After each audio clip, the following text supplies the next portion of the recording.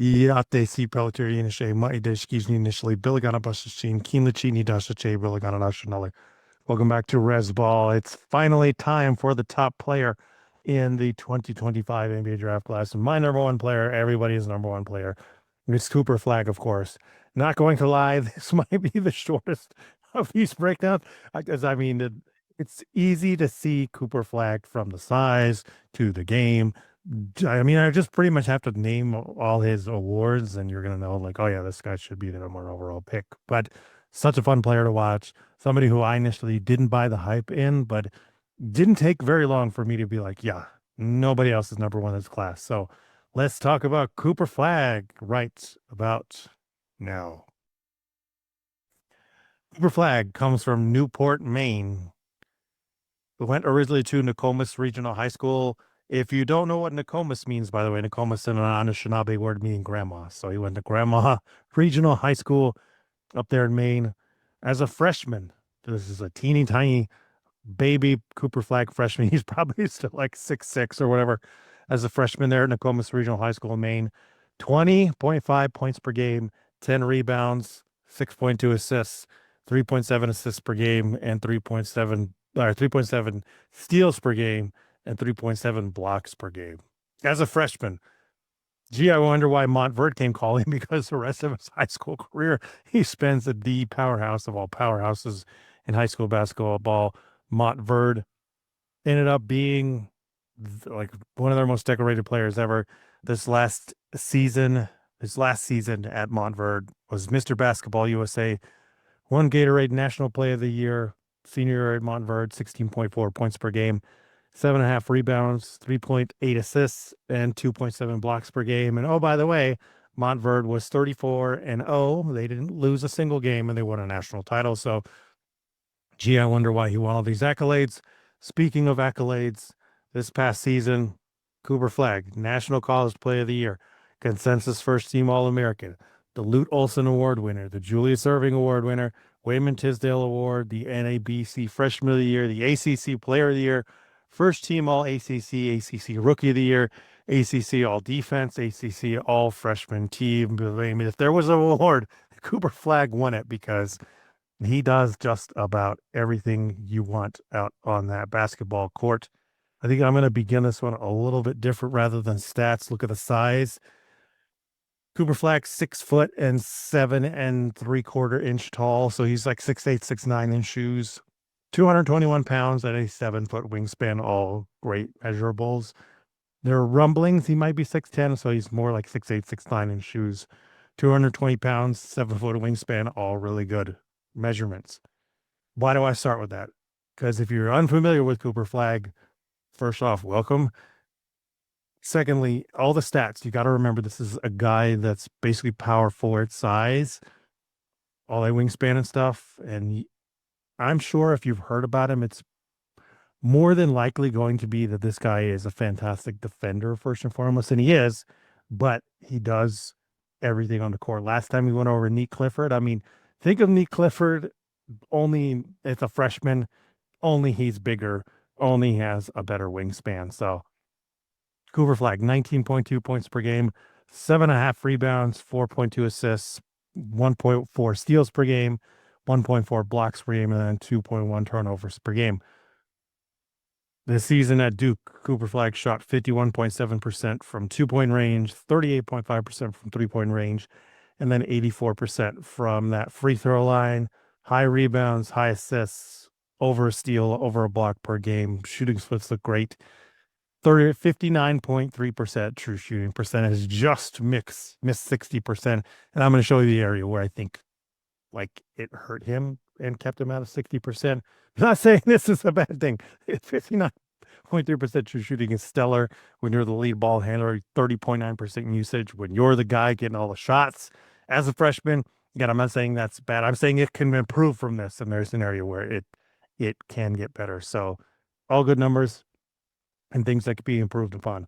26.8% assist percentage to 11.5% turnover rate. As I've said in so many episodes before, 11% turnover rate, 30% usage. That's really good. Cooper really does take care of the ball and can create as the lead guy here in college. 156 assists to 78 turnovers. Fantastic assist turnover ratio while having 52 steals and 50 blocks. I mean, there are very, very, very few players that can average or that can amass 150 assists, 50 steals, 50 blocks across an entire season. Fantastic. Let's dive into the shot chart because that is where the areas of concern, or if you even want to call them that, number one guy, your areas of concern are very different than everybody else's. When you're the consensus number one guy, your areas of concern basically come down to like, how great can you be? Well, Cooper Flagg right here. Let's go down these simple zones. If you're looking at this on YouTube, we got VJ Edgecombe and Rasheer Fleming here. I call this the elite defender, you know, grouping here because all three of these guys, that's the primary thing that you're looked at first and foremost is like, yeah, we believe in you as an elite defender. Various levels of offense, but at the very minimum, all three of these guys for sure going to be counted on with defense. Cooper Flagg being the foundation of a defense. From above the break threes, Cooper Flagg was 37.9%. Took 116 shots there, sank 44 of them. From the corners, barely took any, 8 of 19 from the corners, 42.1%. In the mid-range, Cooper Flagg was 30 of 85, 35.3%. Not so great. In the paint, Cooper Flagg was 51 of 105, 48.6%. Very good. And then at the rim, this is the most concerning part to me. Cooper Flagg was 106 of 172, 61.6%. And again, I only say this as the consensus number one overall guy, as a guy who is a very good athlete, as somebody that gets up and wants to drive and get in there. And you see quite a bit of dunks from Cooper Flagg. I was pretty surprised that number is that low. I was expecting him to be over 65% at least. Why might that number be lower? And I mentioned before, 59.3% the one area where kept him away from 60%. This is it. If he improves better at the rim, like then he's a consistent 60% true shooting guy for sure. What can you do to improve at the rim? I mean, I've been racking my brain over this, watching film again and again and again on Cooper Flagg. I think part of it is kind of focusing more on driving and looking to finish. I think he got caught up with the mid-range stuff a little bit too much. If I, just from me, and a guy I know there are talent evaluators out there like James Marlowe who says Cooper Flagg is like Kawhi Leonard because of that mid-range stuff and what he's worked in. To me, that seems like a disservice in his development of like maybe in a few years' time, sure, but immediately like the rim number has to get better. Where I think part of it is when you're not the dude, I imagine that percentage at the rim is going to go up at least 5 percentage points where you're not having to rely upon yourself and your own self creation to do it. I don't know that him and like Kaman Malawach like really did a lot of pick and roll stuff. Like Khan and Proctor, like and Isaiah Evans, like there were enough 3-point shooters that I don't think like spacing was the key. I just think again, going back to the mid-range stuff, I think part of it with the rim is like instead of just being assertive driving on the rim all the time, he starts to wiggle and do some things in the mid-range and it lets defenses catch up. I think where Cooper is better is like number one, attack. Be assertive. Don't let the defense get set to where you are. And you're the lead ball handler at like 6'8", 6'9". They're probably already scrambling in some sort of mismatch situation. As soon as you get them in that mismatch situation, punish them. That would just be my thing. It's like as soon as you find that mismatch at that size, punish them. Go in there, attack that mismatch. Don't get all cute and fancy and try and attack in the mid range as much. Again, develop that out as it comes along. But to me, I want to see Cooper just stop doing the mid range stuff so much and focus more on hunting the mismatch and then attacking it. When you look at the mid range, though, it is the area where you see fewer shots and 30.8% was it usage rate, 30.9% usage rate. You're like, okay, are you really going to harp on the mid-range stuff? And again, this is where being the number one consensus guy, it's a different conversation. If this is somebody else, it's like, number 10 or whatever, then it's like, whatever. But this is a guy who coming into the year, a lot of people thought was going to be a super high role player, not necessarily the man. But this year, Cooper Flagg proved on that assist percentage, on that usage rate, on Duke's success. I mean, they won so many games, got all the way to the Final Four because of Cooper Flagg, first and foremost. So while this might seem like a nitpick, again, this is an advanced level critique. I'm an instructor here at the University of Arizona. Every single paper I grade, whether it's an F minus to an A plus, they all have things I have to say. This is your strengths. These are your areas for improvement. Even an A plus paper has areas for improvement that need to get better. Even things that are professionally published, you're like, I wonder why you worded it that way. Like this can go. And any professional like this who wants to succeed at the highest level, they have to have critiques of themselves and they have to have critiques in every part of their game. And again, with Cooper Flagg, it's just like, don't eliminate the mid range, but I don't know that it's every defense. To me, it was just like every defense that got him into shooting mid range. They felt like, all right, we won. We got what we wanted. We don't want to see this guy in the paint. We don't want to see this guy finishing. We definitely don't want to see this guy as like a pick and roll finisher, because those are higher percentage shots for Cooper Flagg. This is something that Cooper is testing out now. And this is something that you can tell was like, hey, I want to work on this to try and show NBA teams. I'm just not sold on it being something in the NBA where he's going to be asked to do it. Dallas won the first overall pick now too. So I imagine if Dallas does to keep the pick, which the idiot Nico Harrison bailed out by the NBA. Yes, I do believe that. I imagine if they keep that team, Kyrie comes back, he ain't letting Cooper Flagg shoot mid-rangers. Work on that stuff in practice. But we want you attacking for three. We want you attacking the rim. So, yes, the mid-range stuff to me is concerning. 6 of 21 from right baseline, 28.6%. Not good. 10 of 26 from the right elbow, 38.5%. That's okay. 7 of 20 from left elbow, 35%. Not good. And 38.9%, 7 to 18 from left baseline. Again, it's okay. Concerning to me that every single area, even the areas where he shot quote unquote well in the mid range, is under 39%. Look at the rest of the areas, like 33% from the left wing. You live with that with a guy like this that can attack, draw free throws, create for himself. That's fine. Top of the key, 22 of 49, 44.9%. Very, very good. Like, yes, definitely shoot that shot. You're our forward. We can do pick and pops with stuff with you there. 32.1% from right wing, 9 to 28. Again, like you can live with that. All three of those above the break, if you put them together again, was 37.9%. That's great for number one option. That's great for a guy who can also do pick and pop stuff with his teammates. And then the corner stuff has to work out and be better. The corner 3-pointers, I'm like, I don't know if he really needs to spend a lot of time on this. I think again, this depends on who gets him. I'm not just going to assume Dallas is, but if Dallas does get Cooper Flagg, like he's got to be a corner 3-point shooter immediately.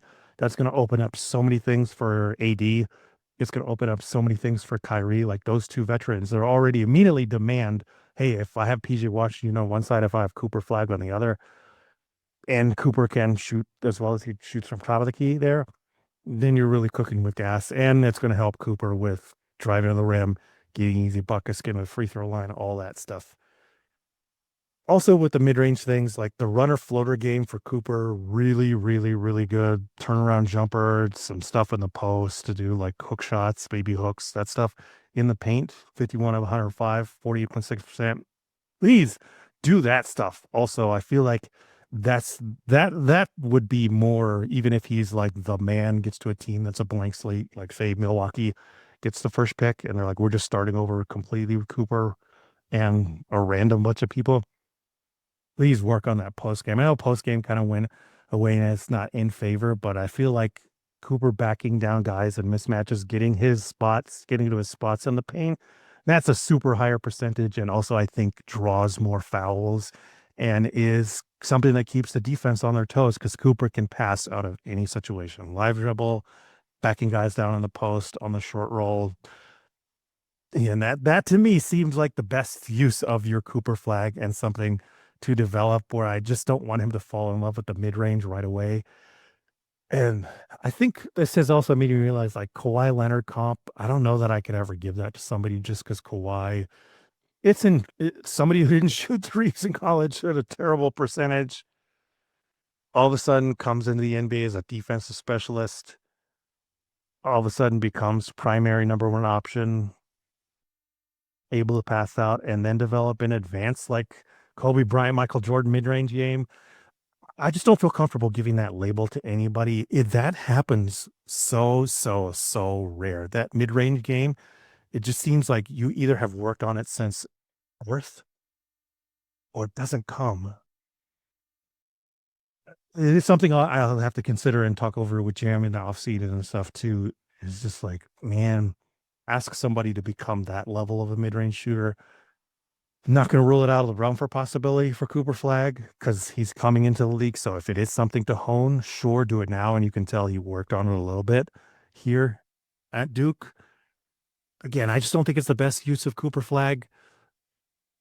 And maybe it's something you work on in practice and then try it out 1 year. But again, it does suck that Dallas won the lotto because now it does depend on like, oh, is he going to go into that? And they make him the supplementary dude. So that's off the table. Like that is just definitely going to be stuff you work on in practice. Or does, you know, Dallas trade with Milwaukee or something, Giannis, and then you let him run wild. And if in that case too, of like you let him run wild and you let him do more mid-range stuff, sure, I understand the like, hey, let's try this out. Let's let this slowly develop. We don't need to win right away, so this isn't a big deal. We can waste a couple seasons, and if it doesn't, I just don't like that idea of like, yeah, let's try it out. And he falls in love with a mid-range shot. It like kind of eliminates something else in his game. You're gonna have to sacrifice somewhere else to work those possessions, is all I'm saying. And I just don't want to do that with Cooper Flag because he does such a great job everywhere else and his ability to be both a primary creator. I still don't really believe that Cooper is like the number one guy. You just turn the offense over and you're going to be all good. I still think he's more of like a high functioning number two. I know the Jason Tatum comp has come out a lot in the last month or so.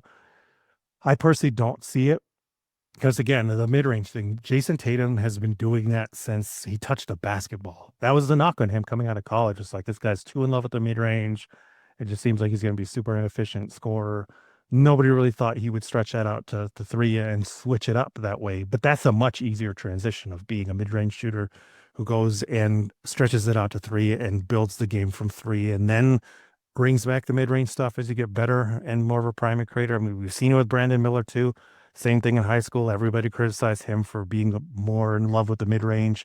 Goes to Alabama with the Nate Oates system and easily transitions to just chuck away from three. And then when he got in the NBA, he still mainly does that, but slowly working back that mid-range stuff that's already been developed. So Cooper Flag can do so much is all I'm saying. And I know I'm harping too much on the mid range, but this is where, as a number one consensus overall guy, how great can you be? I think Cooper can be one of the top 10 players in the NBA, somebody that is going to compete for Defensive Player of the Year, most likely just with his activity level, his attitude, his tools. He has all of the things to get the blocks and the steals and be the foundation of the defense. My comp for Cooper Flag is a little bit of a funkier comp. It is still a 1-to-1, but I called it Analytics Evan Mobley. What do I mean by Analytics Evan Mobley? Evan Mobley is a little bit too much in love with like being inside the 2-point arc, slowly becoming more of a 3-point shooter. But I mean, it's still probably the smallest part of Evan Mobley's game. I think he only took like 3.2 3-point attempts per game, and we saw in the playoffs he's still not really that good of a 3-point shooter. It is part of the problem of Cleveland's offense when it gets bogged down. But Evan Mobley still can create in a bunch of different situations. Still is like number two on offense, but a little less so with Cleveland since they have Garland and Sexton. So if that, but he's defensive player of the year, just one defensive player of the year. He always gets blocks and steals, and he's less of a one-on-one matchup guy and more of a, I am the foundation of the defense. I can play weak side. I can play center. I'm probably more power forward because I'm like the free safety. If you don't know football positioning, strong safety, free safety, strong safety is normally like the extra helper in the run game and somebody that can occasionally cover. But the strong safety is thought of as like being more closer to line of scrimmage and helping out to tackle.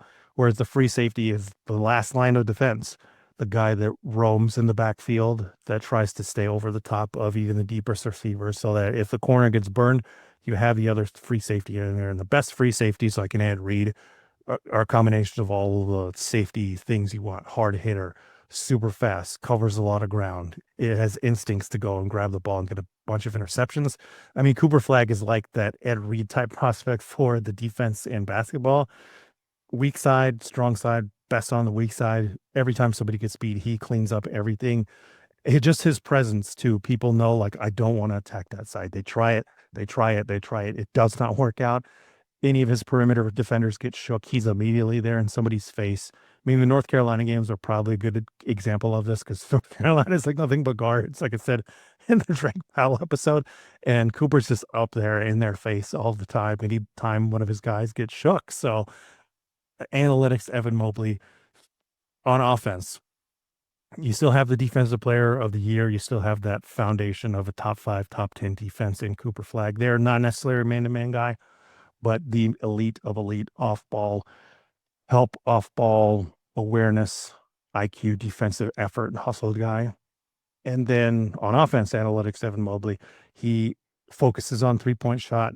He knows he has to get that jumper there, and he knows he has to attack, attack, attack.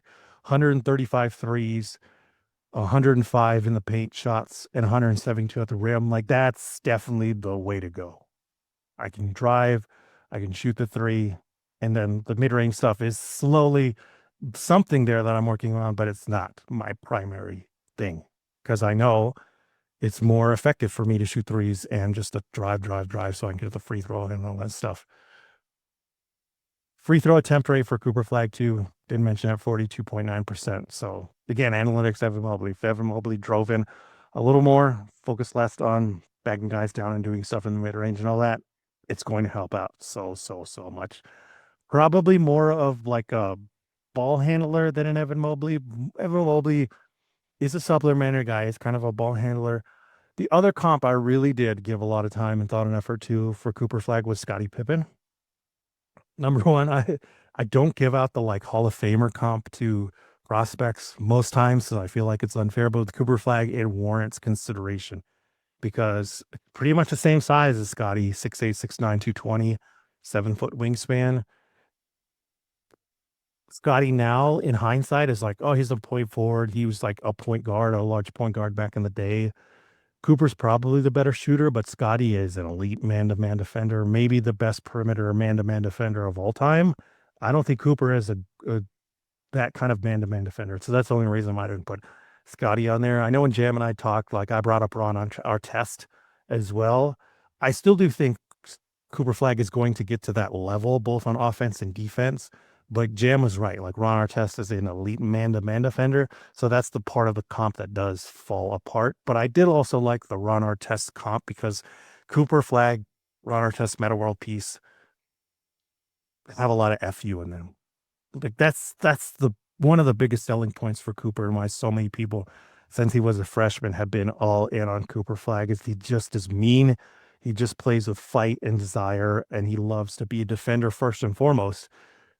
Again, think of like the Meta World Peace, think of the Scottie Pippen. That's why those comps to me were still in consideration because that attitude, the way it manifests on the court and the way Cooper has the athleticism and the tools to not just to be a good defender, but be a great defender and want to continually work on it. That's why Scottie Pippen, Meta World Peace, Ron Artest are the other guys to consider in this. But if you want a modern version of a comp, and I try and give the modern versions too, because sometimes these older comps, especially like 2000s and before, it's such a different game. So you have to consider like, oh yeah, he'd be like this guy if that guy shot a ton of threes, or if that guy had a jumper, or if that guy needed a jumper, you know? So yeah, but think about those. Scottie Pippen, definitely there's a lot of that point forward, great defender. Probably not the number one guy, but still very, very elite. Meta World Peace, Ron Artest, Again, can be a primary scorer, can be a primary guy, but seems to be best when he lets his defense be the number one thing. And you have a Kobe Bryant, Shaq, somebody else, Pau Gasol to handle the higher offensive load. And then analytics, Evan Mobley. Think of Evan Mobley if he had more of point guard's mentality and was like, I'm just going to attack and shoot threes and then maybe occasionally do stuff in the mid range. So Cooper Flagg and the easiest guy to break down because everything about him is just elite, fantastic. The work ethic, the athleticism, the production. Yeah, consensus number one from wire to wire. Some things to look at on YouTube. Keandre, aka Hoop Intellect, did a breakdown of Cooper Flagg about a month ago. Definitely go check that out. I mean, Cooper Flagg is one of the ones that, for me, you just type in Cooper Flagg in YouTube and you're going to find a ton of different things as I'm scrolling through here. The no ceilings guys, again, I'm always going to recommend the no ceiling guys. I think they do the best job of having comprehensive work on the player, the person, all of that stuff. Keandre, again, another guy that I think does a really good job of trying to break down the entire human being rather than just the basketball player. Lockdown NBA, Big Board, you've done a fantastic job with everything Cooper Flagg starting like pretty much a year ago. And they do always do a best job, I think, of jumping ahead of things, of saying, hey, if we know there's a guy coming, we're going to talk about him in the draft cycle that's right now, but we know he's coming. So we want to give our audience an indicator or preview of why this guy is hyped up so much. And then as the season progresses of like, do they live up to the hype, putting them under that microscope? And if they do, or they exceed that, like Cooper did with a lot of things, they get you to understand that. Because I think they did that both with Wembanyama. That was maybe like 2 years in advance. Raphael let us all know, right? And then getting us to all understand, like, yo, he got his own team created for him. Like, yo, he is even better than what we all thought. And same with Cooper Flagg of like, yeah, I don't know. Maybe he's like Kenny Martin level. And then he comes in. I don't know if he's going to be primary guy. And then immediately, about 10 games in, like, okay, he's the real deal. Last thing for me to say on Cooper Flagg, I said it before. I wasn't really sold on Cooper Flagg. It only took me 8 games. So 8 games into the season, Duke played Auburn on December 4th, 2024. They defeated Auburn 84-78. Cooper Flagg had that game, had 22 points, 11 rebounds, 4 assists, 3 steals, 2 blocks. Only shot 38.9% from the field, was 0-4 from 3, but got to the free throw line 12 times. And the amount of attention and the way that Auburn was like, we just have to game plan for Cooper Flagg. That to me was the game where I was like, yeah, this guy's consensus number one overall. Again, it reminded me a lot of the Cade Cunningham year where it doesn't take that long to realize how advanced this freshman is. How when you go up against a veteran coach, you go up against a veteran college basketball team and they're panicking and they're game planning and they're selling out to stop you, the kid. Yeah. And you beat him anyway, right? You beat him anyway, no matter what happened. Cooper Flagg was the one taking the shots. Cooper Flagg was the focus of the defense. Fantastic game against Auburn. If you haven't seen it, go check it out. So next time we're going to come back with somebody that's also rated high. That's the thing about this tier 2. Cooper Flagg, VJ Edgecombe, Rasheer Fleming. I think this is probably the highest rated tier for me. Spoiler alert, all these guys are in my lottery range. So come back next time with VJ Edgecombe. Yeah, thank you so much for listening to us. We'll catch you next time. We're going it.